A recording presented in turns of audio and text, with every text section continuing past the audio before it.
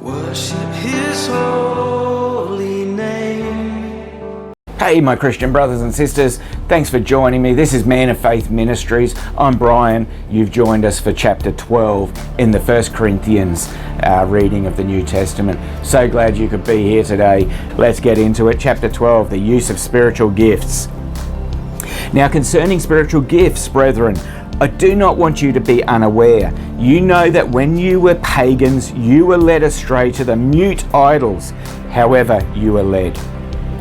Therefore I make known to you that no one speaking by the Spirit of God says Jesus is accursed, and no one can say Jesus is Lord except by the Holy Spirit.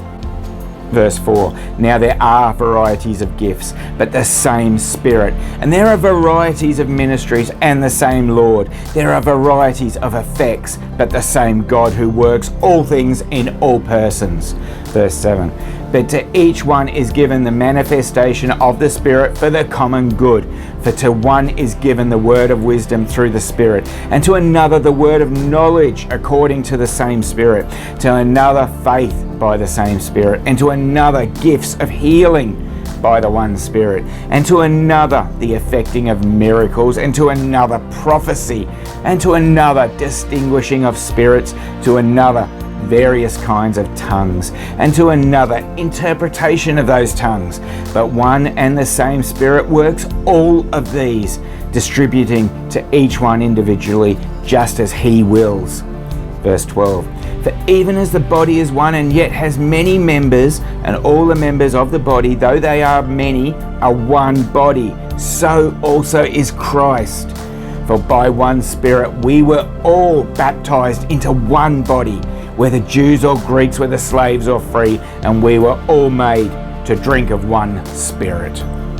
Verse 14, for the body is not one member, but many. If the foot says, because I am not a hand, I am not part of the body, it is not for this reason any less a part of the body. And if the ear says, because I am not an eye, I am not part of the body, it is not for this reason any the less a part of the body.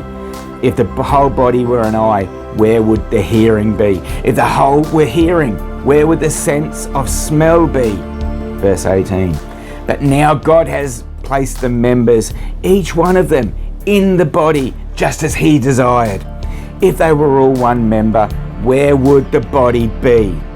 But now there are many members, but one body. And the eye cannot say to the hand, I have no need of you, or again, the head to the feet, I have no need of you. Verse 22, on the contrary, it is much truer that the members of the body which seem to be weaker are necessary, and those members of the body which we deem less honourable, on these we bestow more abundant honour, and less presentable members become much more presentable.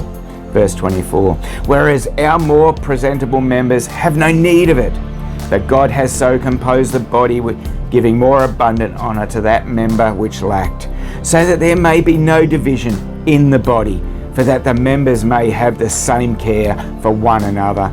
And if one member suffers, all the members suffer with it. If one member is dishonoured, all the members rejoice with it. Verse 27, now you are Christ's body, and individually members of it, as God has appointed in the church, first apostles, second prophets, third teachers, then miracles, then gifts of healing, help, administrations, various kinds of tongues.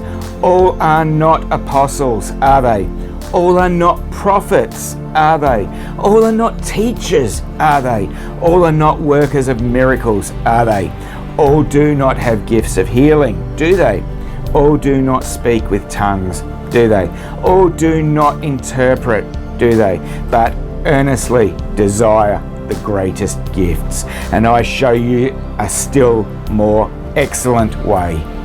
That's the end of chapter 12 of 1 Corinthians. Now, when it comes to this, we are all blessed with individual gifts. Some have more than one gift, but the Lord blesses each one of us with individual gifts. Now, you may not know what that gift is. I didn't for many years since the Lord found me, and look where I am today. I'm here teaching you about Jesus Christ. So it is possible. You just need to ask the Lord, pray to the Holy Spirit to show you the gifts that the Lord has bestowed upon you, because you do have some, and you will be great with those gifts. You will advance the Lord's kingdom with those gifts, no matter how or mighty or how small you think those gifts are. Anyway, next time we've got chapter 13. It's titled The Excellence of Love. I'm really glad you could be here with me. I'm hoping soon to start going into a more in-depth analysis of these chapters that I've been reading, but I won't be doing that in this series here. So please, until next time, I love you being here, love you all. Please stay safe, take care, and may the Lord bless you greatly today.